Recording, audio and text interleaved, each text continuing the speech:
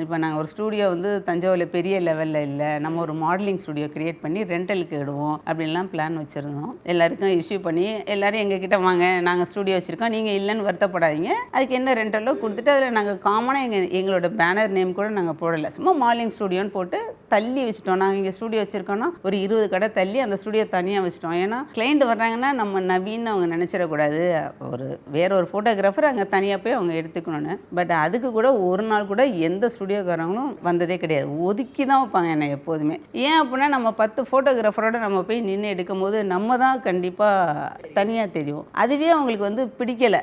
வளர வச்சிங்களேன்.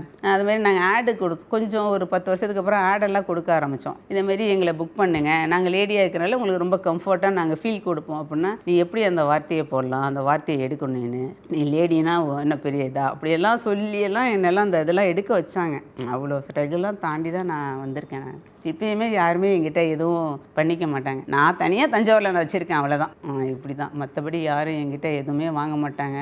நிறைய ரெண்டலுக்கெல்லாம் பொருள்லாம் வாங்கி வச்சேன், யாருமே எங்கிட்ட எடுக்க மாட்டாங்க. அப்போ தான் நினச்சேன், நான் ஏன் ஒன்ட்ட ரெண்டல் கொடுக்கணும், டைரெக்டாக பப்ளிக்கே போகணுன்னு.